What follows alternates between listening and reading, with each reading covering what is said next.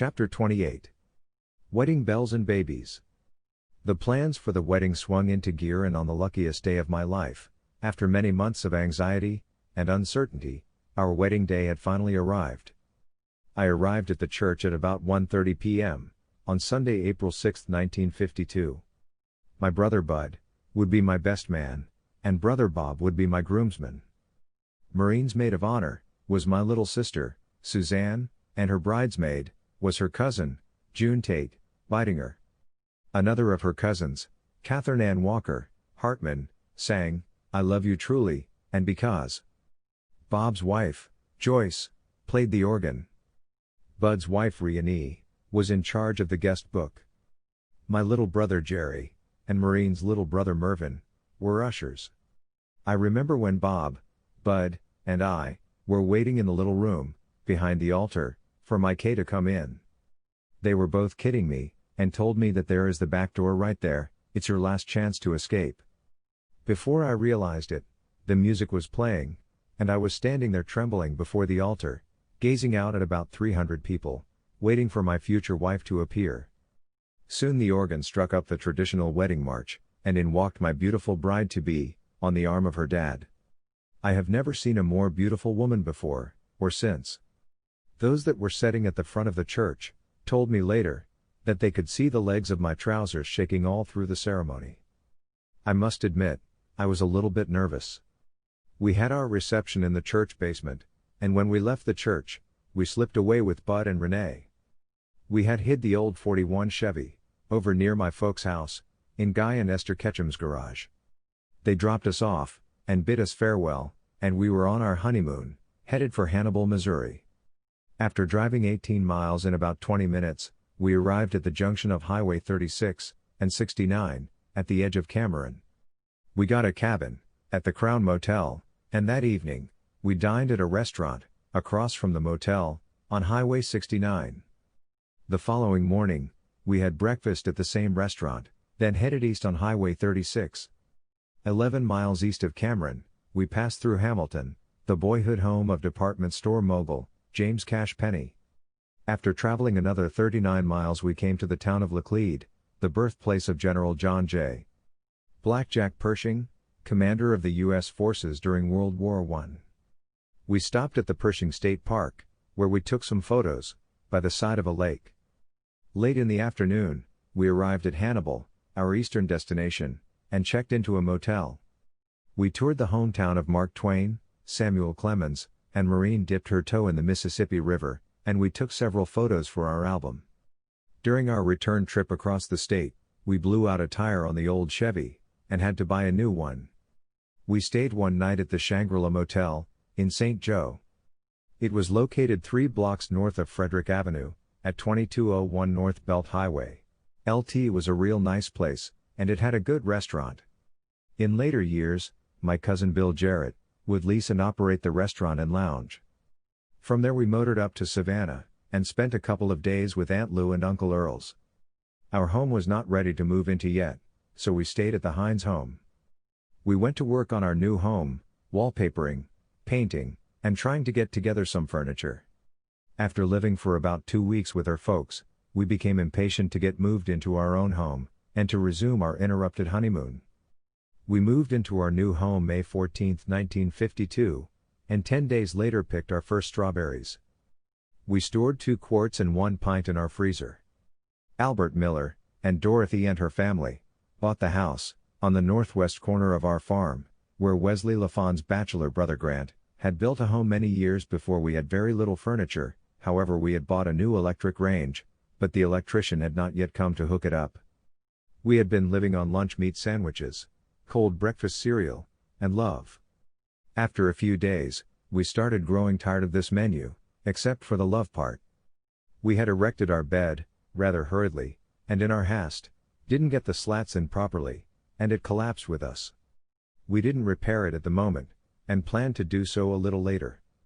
Budum was an electrician, who lived 5 miles north of us in the little town of Helena, arrived that same morning to wire up our electric range. He congratulated us on our marriage, and proceeded to wire up the stove to 220. In so doing, he had to go into our bedroom, where our electric breaker box was located. When he exited the room, I saw just the slightest hint of a smile on his otherwise stoic face. We paid him, and he departed. That was when we noticed that the bottom part of our bed was still resting on the floor, and we both burst out laughing. Now we knew why Bud had the sheepish smile when he left our bedroom. Maureen said, "Oh my gosh." She resumed teaching piano during the summer. This would be her last summer of teaching until 1959. We started going to church at the Clarksdale Methodist, and Maureen started playing the piano there. They would eventually purchase an organ, and she would continue to be the pianist and organist for the following half-century, and isn't through yet. We formed a gospel quartet, with Donald Ellis, Clifton Cliff DeShawn, Jerry Yo Jarrett, and myself, and of course, Maureen was our accompanist. We would continue singing together for the following 46 years. We eventually hired a singing coach/arranger. Her name was Louise Miller. Her studio was located in the Empire Trust Building, at 6th and Edmund Streets, in St. Joe. Maureen had taken piano lessons at the same location several before. After Mrs. Miller started arranging our music, we started adding a few non-gospel selections to our repertoire. We entertained at numerous places down through the years. The Veterans Hospital, at Leavenworth, Kansas, churches, funerals, banquets, etc. We enjoyed singing, and always thought that we would like to make a career of it. However, we eventually became parents, and there was one little problem. We had to make a living, and by the time it would take to get that well established, we would have long since starved to death. We eventually had to start turning down requests to perform, either that or quit work. I had sang solo, since high school days, and would continue to perform at weddings and funerals, until I had enough tie clasps. I eventually had to start saying no. I was fortunate that my accompanist was my wife. It saved me a lot of running around, and besides that, I didn't have to divide my fees tie clasps with her. After all of these years, we still will occasionally sing at the Clarksdale Alumni Banquet, but it seems as though it's a lot harder to get together for rehearsal than it used to be. If we expected to get a crop in, the first things that we would have to do was purchase a tractor. There wouldn't be any question where we would get it. Maureen's grandpa, William F. Bunce, was a co-owner of the Kurth and Bunce Implement Company, located in Cosby. They were John Deere dealers, and drew customers from all over northwest Missouri. Grandpa was not active in the day-to-day operation of the business, but had furnished the money to get it started, many years before, and had hired Charlie Kurth, and eventually made him his partner. Maureen's uncle, Frank Bunce, was involved in the operation, but he spent most of his time in the hardware part of the store. Mr. Kurth ran the machinery part of the business, and did all the trading and sales work. My first tractor was a used John Deere. It was a small tractor, and I don't recall how much it cost us, but I do know that it was purchased on the time payment plan, like nearly everything else we had. It didn't last though the first season, so I took it back to Kurth, and he said that it had a burned out valve, and that I probably needed a larger tractor. He traded us a new 1948 Model B John Deere.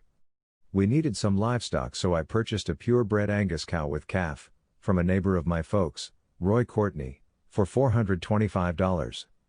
We also decided that a pickup truck would be handy to have, so we traded the 41 Chevy for a 1948 Ford.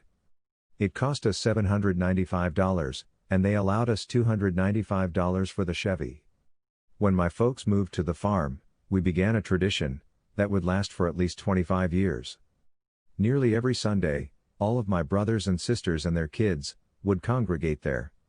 And what fun we would have! We were a close-knit family and enjoyed one another's company. I heard that a man that lived about 3.5 miles east of us, on the same road, was looking for someone to drive a pickup truck for him. We needed some ready cash, so I went to see him. His name was Ivan Reynolds and his wife was Irene, Tiffany. He had two 3/4-ton Chevy pickups with wooden van-type boxes on them. He ran a one-day pickup service into St. Joe and Kansas City. He drove to Kansas City and he wanted me to drive to St. Joe, so I took the job. I would drive to Maysville and Clarksdale in the morning and stop at all of the auto repair shops, auto dealerships, etc. and pick up orders. I would then head into St. Joe and pick up their freight and deliver it. We picked up mostly smaller items, but on occasion, we hauled some larger things. In the summer of 1952, The presidential campaign was in full swing. Harry Truman wisely chose not to run for re-election after Dwight D. Ike Eisenhower threw his hat in the ring. His opponent would be Adlai Stevenson, governor of Illinois. In July or August, Ike came into St. Joe on a campaign train, and Maureen and I went to town to see him.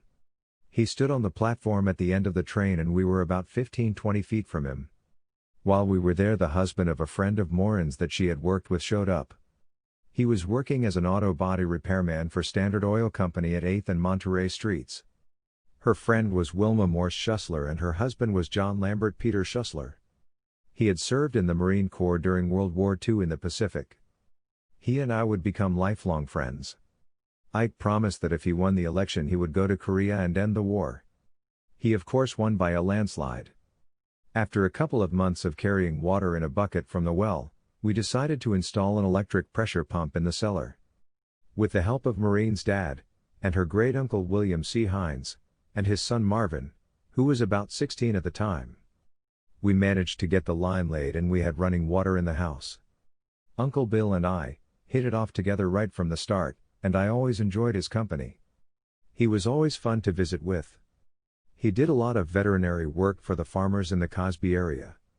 He was not formally trained, nor did he have a license, but he knew his livestock, and usually didn't charge much of anything. He and his wife Amelia Ladage had 11 children.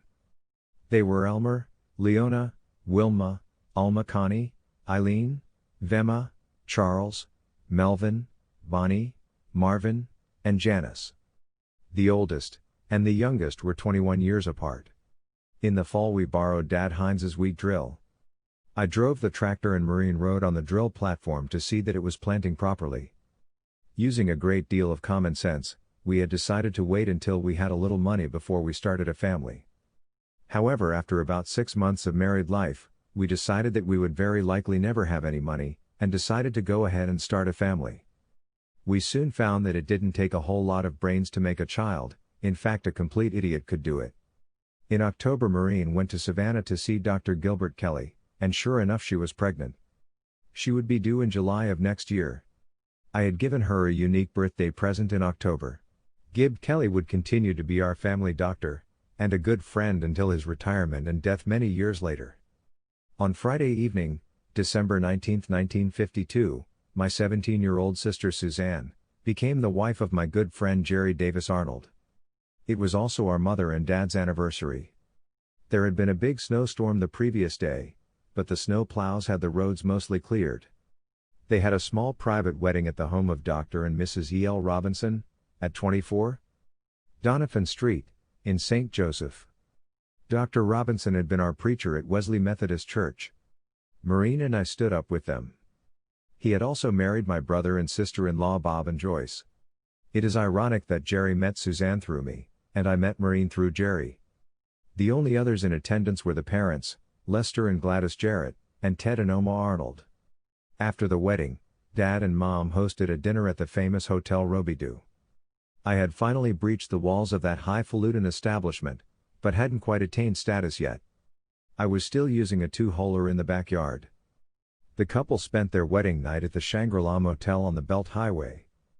They had their wedding breakfast there the following morning. This was the same motel that Maureen and I had stayed one night in on our honeymoon. The following morning they returned to Kansas City, where they had rented an apartment on 36th Street, a couple of blocks off of Troost Street.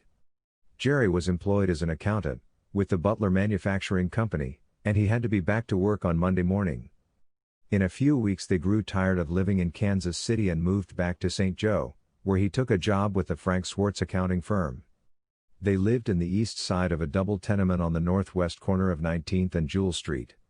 After a short while they moved to 515 North 5th Street. Bob and Joyce purchased their first home.